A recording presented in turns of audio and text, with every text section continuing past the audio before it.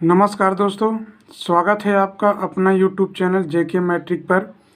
आज मैं आप लोगों के लिए वीडियो जो लाया हूं वो यूपी टेट हिंदी ग्रामर की है। और जो यूपी टेट का जो एग्ज़ाम हाल ही में होने वाला है, जो 7 अक्टूबर से इसका ऑनलाइन फॉर्म जो है अप्लाई करना शुरू हो जाएगा। तो जो विद्यार्थी यूपी टेट की तैयारी कर रहे हैं या कोई अन्य प्रतियोगिता परीक्षा की भी तैयारी कर रहे हैं, तो विद्यार्थी इस वीडियो को देख सकते हैं। क्योंकि हिंदी जो वर्णमाला है, आज हम आप लोगों को हिंदी वर्णमाला के बारे में पूरा बेसिक से लेके पूरा हाई लेवल तक आप लोग को जानकारी देने जा रहा हूँ। तो जो विद्यार्थी हिंदी ग्रामर सीखना चाहते हैं, जिनको हिंदी ग्रामर में थोड़ा दिक्कत होती है, वो विद्यार्थी इस वीडियो को ज़रूर देखें। चलिए ठीक है दोस्तों, शुरू करते हैं आज का वीडियो। देखिए, हिंदी वर्णमाला मैंने यहाँ पे लिखा है हिंदी वर्णमाला। जो हिंदी वर्णमाला में जो है, हमें हिंदी वर्णमाला की पहले परिभाषा जान लें। हिंदी वर्णमाला कहते किसे हैं? तो वर्णों के व्यवस्थित समूह को वर्णमाला कहते हैं। वर्णों के विस्तृत समूह को वर्णमाला कहते हैं। हिंदी वर्णमाला में कुल 52 वर्ण होते हैं। कितने वर्ण होते हैं? 52 वर्ण होते हैं। अब जिनमें से हमारा जो स्वर है, स्वरों की संख्या जो है टोटल 11 है और व्यंजन टोटल हमारा 33 है, मतलब 33। तो ध्यान दीजिएगा कि हमारे जो हिंदी वर्णमाला में 11 स्वर हैं और व्यंजन कितने हैं? 33 हैं। और ध्यान दीजिए कि वर्ण किसे कहते हैं? ध्यान दीजिए कि भाषा की सबसे छोटी इकाई ध्वनि है। भाषा की सबसे छोटी इकाई क्या है? ध्वनि है। ध्वनि को लिखित रूप में वर्ण द्वारा व्यक्त किया जाता है। ध्यान दीजिए कि भाषा की सबसे कई बार आपका रिपीट हुआ कि भाषा की सबसे छोटी इकाई क्या है? तो भाषा की सबसे छोटी इकाई क्या है? आपका ध्वनि है। ध्वनि को लिखित रूप में वर्ण द्वारा व्यक्त किया जाता है। नोट: उच्चारण की दृष्टि से भाषा की लघुत्तम इकाई ध्वनि है। ध्यान दीजिएगा, उच्चारण की दृष्टि से जो भाषा की लघुत्तम मतलब कि छोटी छोटी जो इकाई है वो आपका ध्वनि है।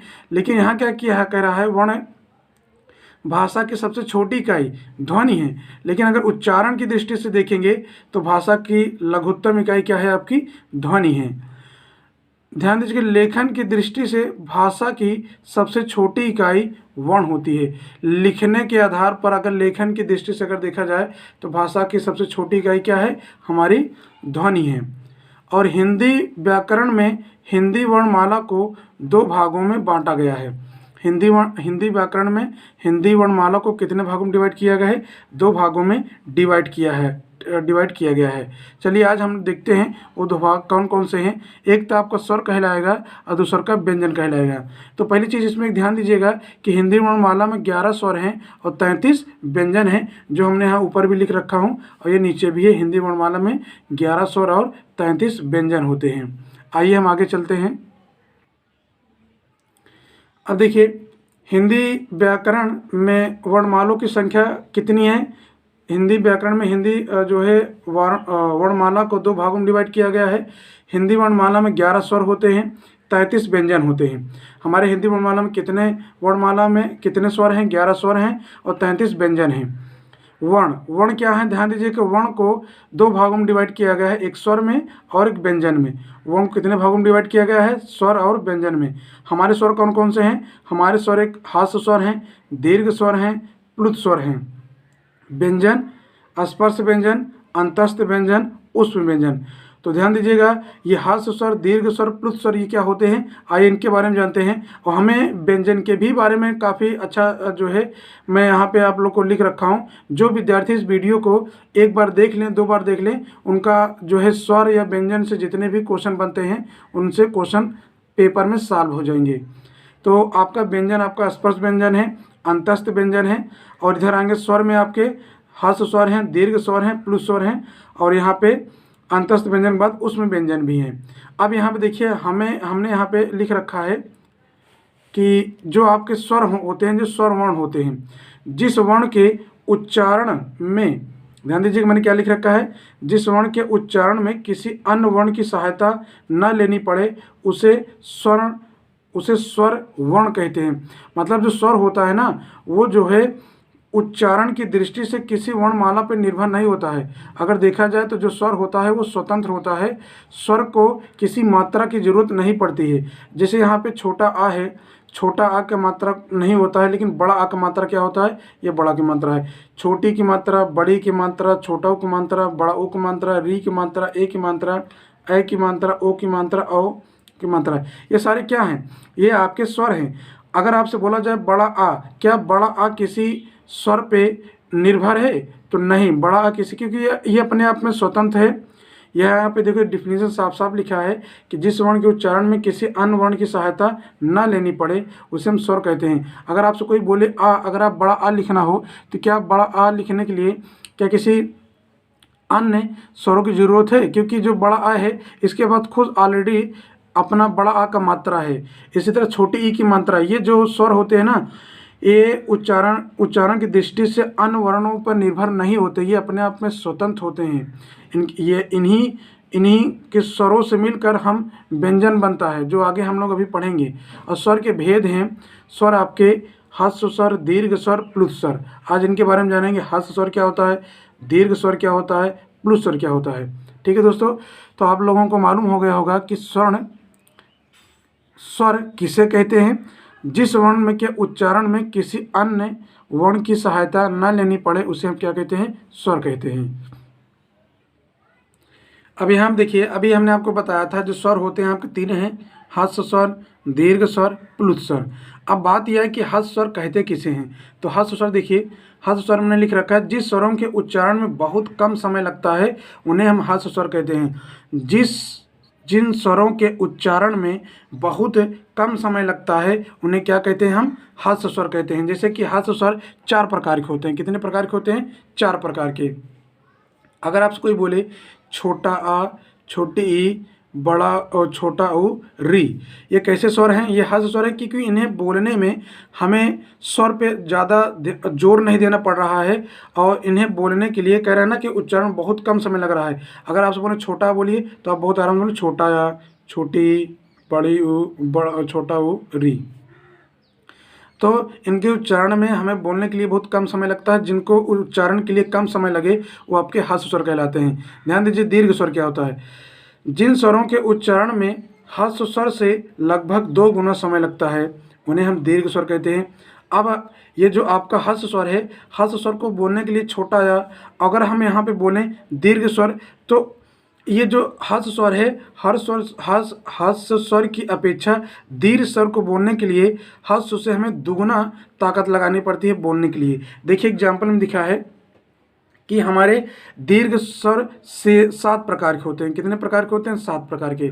देखिए बड़ा आ, बड़ी ई, बड़ा ऊ, ए, आई, ओ, औ, ये कैसे हैं, ये दीर्घ स्वर हैं। इनको बोलने के लिए क्या क्या करना पड़ता है कि हमें जोर ज़्यादा लगाना पड़ता है। जैसे आप बोलिए बड़ा आ, तो आपको जोर ज़्यादा लगाना पड़ा। अगर आपसे बोलें छोटा आ, तो यहाँ पे आपके मुख से जो ताकत या जो बोलने में जो ताकत लगती है वो आपके ह्रस्व से दुगना लगती है दीर्घ में बोलने के लिए। तो ये आपके बड़ा या, बड़े, ये, बड़ा ऊ, ए, आए, ओ, आओ, ये कैसे हैं, दीर्घ स्वर हैं। अब आगे देखिए, ये दीर्घ हो गए। अब प्लुत स्वर क्या होते हैं, जिन स्वरों के उच्चारण में ह्रस्व स्वर से 3 गुना अधिक समय लगता है उन्हें प्लुत स्वर कहते हैं। अब देखिए, प्लुत स्वर क्या होता है कि दीर्घ का, या आप कैसे तो ह्रस्व का 3 गुना, यहाँ लिखा हुआ है ना, ह्रस्व स्वर का 3 गुना, और दीर्घ को बोलने के लिए जो ह्रस्व का 2 गुना, और प्लुत स्वर बोलने के लिए ह्रस्व का 3 गुना समय लगता है। अगर आप यहाँ देखिए प्लुत स्वर में, जिन स्वरों के उच्चारण में ह्रस्व स्वर से 3 गुना अधिक समय लगता है उन्हें प्लुत स्वर कहते हैं। अब प्लुत स्वर का मतलब ये होगा कि प्लुत स्वर को अगर जब आप बोलोगे तो ये ह्रस्व स्वर के 3 गुना, मतलब आपको 3 गुना ताकत से ज़्यादा बोलना पड़ेगा प्लुत स्वर के शब्द को बोलने के लिए। अब इसमें आपके कौन कौन से प्लुत स्वर हैं, आइए देखते हैं।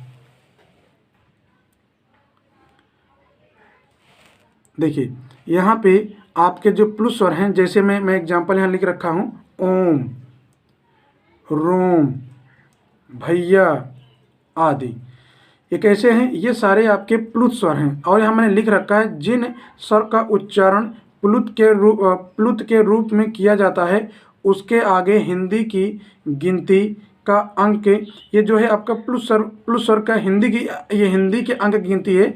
जो पहले हम लोग 3 इसी तरह बनाया करते थे, इस तरह का सिंबल लग जाता है। देखिए जैसे यहाँ लिखा हुआ ओम, रूम, भैया आदि। इन तीनों शब्दों को हमें बोलने के लिए हस्त से भी 3 गुना ताकत लगानी पड़ रही है, तब हम जाके इन 3 शब्दों को बोल पा रहे हैं। व्यंजन के भेद, अब हम व्यंजन के भेद पढ़ लेते हैं। ये सब अभी हमने क्या पढ़ा था, ये आपके हमने स्वर पढ़ा, और स्वर में हमने दीर्घ स्वर, ह्रस्व स्वर, प्लुत स्वर पढ़ा। आइए थोड़ा सा हम लोग व्यंजन के बारे में जान लेते हैं। व्यंजन क्या होता है, व्यंजन के बारे में हम लोग पढ़ते हैं। देखिए व्यंजन में है जिस वर्णों का उच्चारण स्वरों की सहायता से किया जाता है। ध्यान दीजिएगा, जिन वर्णों का उच्चारण स्वरों की सहायता से किया जाए तथा हवा कंठ से निकलकर मुंह में रुककर बाहर आए, उन्हें व्यंजन कहते हैं। सबसे पहली बात ये आप जान लीजिए कि जो आपका व्यंजन होता है ना, उन्हें या किसी शब्द को लिखने के लिए, देखिए यहाँ पे लिखा जिन वर्णों का उच्चारण स्वरों की सहायता से किया जाए तो हवा कंठ से निकलकर मुंह से रुक कर बाहर आए, उन्हें हम व्यंजन कहते हैं। इसका मतलब ये हुआ कि जो व्यंजन शब्द होते हैं, ये व्यंजन आपके स्वरों पर निर्भर होते हैं। किसी भी व्यंजन को अगर आपको कोई शब्द लिखना हुआ, बिना स्वर की सहायता से हम व्यंजन नहीं लिख सकते हैं। जैसे मान लीजिए, ये जैसे यहाँ शब्द लिखा है बाहर, देखिए बाहर, ये जो बड़ा आ का मात्रा लगा हुआ है, ये स्वर का है, बड़ा आ का मात्रा है, कि इसका मतलब ये है कि बाहारा ये व्यंजन है।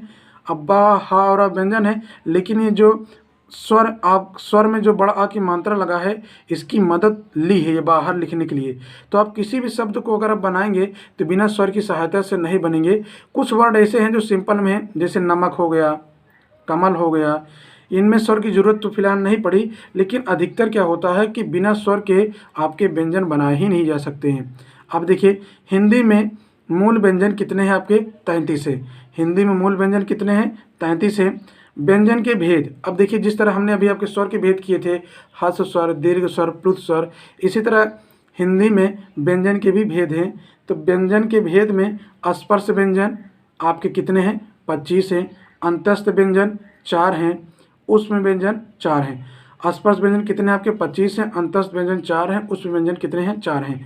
अब इनके बारे में आइए हम लोग जान लेते हैं। स्पर्श व्यंजन किसे कहते हैं, जिन व्यंजन का उच्चारण करते समय हवा कंठ, तालु, मूर्धा, दंत या ओंठों का स्पर्श करके मुख से बाहर आती है, उन्हें स्पर्श व्यंजन कहते हैं।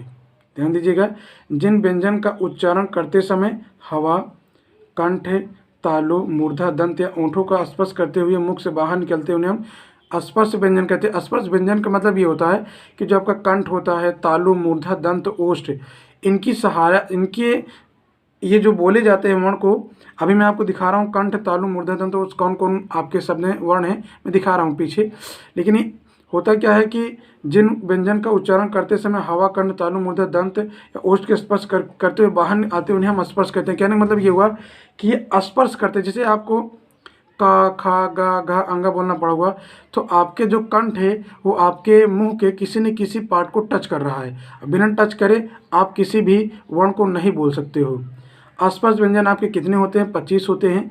का से माँ तक, का से माँ तक कितने हैं आपके स्पर्श व्यंजन हैं। स्पर्श व्यंजन को 5 भागों में बांटा जा सकता है। कितने भागों में, 5 भागों में बांटा जा सकता है।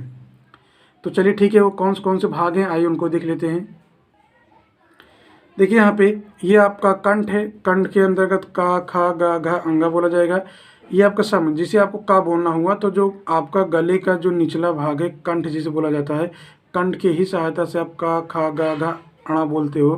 तालु, कंठ से ऊपर के भाग को तालु बोला जाता है, जैसे चा, छा, जा, झा, इया, ये तालु है। मूर्धा, टा, ठा, डा, ढा, णा, ये आपका मूर्धा है। कहने मतलब नीचे से कंठ है, फिर तालु आएगा, फिर मूर्धा आएगा, फिर दंत आएगा, फिर ओष्ठ आएगा। जैसे आपको बोलना ता, था, दा, धा, ना, तो ये आपकी जीभ जो है ये ता, था, दा, धा, ना, दांत को टच करेगी। बिना आपके दांत को टच करे, देखिए आप ही खुद बोलिए, ता, था, दा, धा, ना, बिना दांत को टच किए ये वर्ड आप बोल ही नहीं सकते हो। ओष्ठ, पा, फा, बा, भा, मा, पा, फा, बा, भा, मा, ये आपका माँ है, पा फा बा भा माँ। इसका मतलब ये हुआ कि अगर आपको ओष्ठ पा फा बा भा बोलना पड़े तो ये सारे जितने वर्ण हैं ये आपके ओंठ को टच करेंगे। बिना ओंठ को टच किए हुए ये सारे वर्ण को आप नहीं बोल सकते हो। देखिए अंतस्थ व्यंजन क्या होता है, जिन व्यंजन का उच्चारण स्वरों और व्यंजनों के मध्य होता है उन्हें अंतस्थ व्यंजन कहते हैं। अंतस्थ व्यंजन, जिन व्यंजनों का उच्चारण स्वरों और व्यंजनों के मध्य होता है उन्हें हम अंतस्थ व्यंजन कहते हैं। स्वर और व्यंजन के मध्य जो हम शब्द बोलते हैं वो आपके अंतस्थ कहलाते हैं। या आप कह सकते हो कि अंतस्थ व्यंजन वो व्यंजन होते हैं जो अंदर से निकलते हैं, मतलब कि आपके गले की तरफ से। जैसे आपको बोलना हुआ या, देखिए अंतस्थ व्यंजन कितने होते हैं, 4। या रा लावा ये आपके अंतस्थ व्यंजन है। अगर आपको बोलना हुआ या रा लावा, या रा लावा, तो ध्यान दीजिए आपके गले से ये निकल रहे हैं, ये सब के अंतस्थ व्यंजन हैं।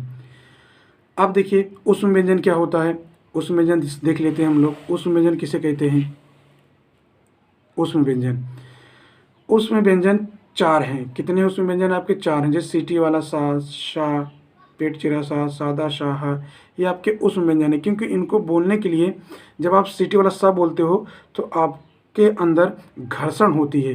घर्षण मतलब गर्मी उत्पन्न होती है। गर्मी जैसे शाह बोलना हुआ तो आपके अंदर घर्षण जो होती है ना, उन्हीं के हम उष्म व्यंजन बोलते हैं। आप सीटी वाला सा, पेट करा सा, सादा सा जब बोलेंगे तो ऐसा लगता है कि जैसे अंदर से घर्षण हो रहा है।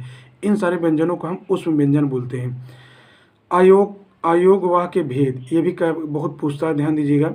अयोग वाह के भेद, किसी स्वर के योग से जो सार्थक शब्द बनते हैं वो अयोग वाह कहे होते हैं या अयोग वाह कहलाते हैं।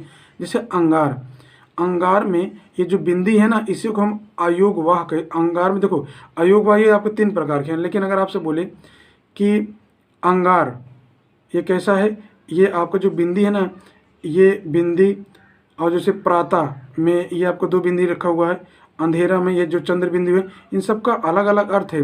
जैसे अंगार में अगर बोले ये जो बिंदी इसको क्या बोला जाता है हिंदी की दृष्टि से, तो बोलोगे इसे अनुस्वर बोला जाता है। क्या बोला जाता है, अनुस्वर। प्राता, जैसे 2 बिंदु दिख रहा है इसे क्या बोला जाता है, इसे विसर्ग बोला जाता है। जैसे अंधेरा है इसे क्या बोला जाता है, चंद्र बिंदी बोला जाता है। तो इनका भी हिंदी में ग्रामर में यूज है। अगर आपको बिंदी वाला दिखे तो बताना ये आपका अनुस्वर है, अगर आपको 2 वाला दिखे तो यह बताइए कि विसर्ग है। ये क्या है, आपका चंद्र बिंदी है। देखिए मैं आपको दिखा रहा हूँ, समझिए। ये देखिए मैंने अनुस्वर भी लिख रखा है। ये जो बिंदी दिख रहा है ना, जैसे हंस, अंश, कंस आदि, ये कैसे हैं, ये सब आपके अनुस्वर हैं। अनुस्वर का उच्चारण नाक से किया जाता है। जैसे आप बोलेंगे ये जैसे बोलिए अभी आप बोलिए अंश, हंस बोलिए या अंश बोलिए, तो इनका जो उच्चारण होता है ना वो आपके नाक से होता है। विसर्ग देखिए, विसर्ग का चिन्ह ये आपको जो दिख रहा है, प्रातः, नमः, अतः, अंतःकरण या निःशुल्क, ये कैसे शब्द हैं, ये आपके विसर्ग है। देखो विसर्ग के सिंबल ये जो 2 बिंदी दिख रहा है ना, ये विसर्ग हैं आपके। तो इन चीज़ों को भी आप जानिए क्योंकि पेपर में बनते हैं आजकल और अच्छे अच्छे क्वेश्चन बनते हैं। बिना आप मेहनत किए और बिना आपको जो है प्रैक्टिस किए आप पेपर में क्वेश्चन नहीं बना पाएंगे। तो ये विसर्ग हो गया। अनुनासिक क्या होता है, अनुनासिक का चिन्ह देखिए, ये जो दिया है ना चंद्र बिंदी, ये अनुनासिक का चिन्ह है, जिसे हम हिंदी में बोलते हैं चंद्र बिंदी, लेकिन हिंदी की दृष्टि से ये अनुनासिक है। जैसे आँख लिखना हुआ, गांव, सांप आदि, ये कैसे हैं, आपके अनुनासिक हैं। देखिए ये आपका संयुक्त व्यंजन किसे कहते हैं, 2 अलग अलग व्यंजन के योग से बने व्यंजनों को संयुक्त व्यंजन कहते हैं। हिंदी वर्णमाला में कुल 4 संयुक्त व्यंजन हैं। अगर आपसे पेपर में पूछे कि हिंदी वर्णमाला में कितने व्यंजन हैं तो आप क्या बताएंगे, 4 हैं। जैसे देखिए ये आधा का है, ये पूरा सा है, का, आधा का और सा मिला दें क्या बन जाएगा, 6 बन जाएगा। अब यहाँ पे देखिए ये आपका आधा ता है और ये रा है, आधा ता और रा मिलकर क्या बनेगा, तरा। आधा जा और ये मिल क्या बनेगा, ज्ञा। आधा सा और रा मिल क्या बनेगा, शरा। तो ये सारी चीज़ें हैं जो हम लोगों को इन्हें कायदे से अध्ययन करना है और कायदे से पढ़िएगा। आपको मैं हिंदी ग्रामर की भी वीडियो देता रहूँगा क्योंकि अब हो क्या रहा है कि जैसे कि लेखपाली की एग्ज़ाम होगा तो सभी विद्यार्थियों को मालूम है कि उसमें हिंदी पूछता है। यूपी टेट का एग्ज़ाम होने वाला है, सबको मालूम है कि उसमें भी हिंदी पूछेगा। तो मैं आपको, ऐसा नहीं है कि ये यूपी टेट के ही विद्यार्थी देख सकते हैं, ये वो भी विद्यार्थी इस वीडियो को देख सकते हैं जो जैसे कि जीडी की तैयारी कर रहे हैं। जीडी हो गया, लेखपाली की परीक्षा की तैयारी, या बीएड एंट्रेंस की तैयारी, या बीएड में जो आपके टीटी का जो एग्ज़ाम होने वाला है, वो जो विद्यार्थी पेपर देने वाले हैं, वो सारे विद्यार्थी इस वीडियो को देख सकते हैं। आज तो मैंने आपको संयुक्त व्यंजन के, आज आपको स्वर और व्यंजन के बारे में बताया। कल आपको जो है अल्पप्राण और महाप्राण के बारे में बताऊंगा। हिंदी ग्रामर का 1 से लेके जितने भी हिंदी ग्रामर क्वेश्चन बनते हैं मैं आपको पूरा बता दूंगा। तो ठीक है दोस्तों, वीडियो में इतनी देर बने रहने के लिए धन्यवाद। जय हिंद, जय भारत।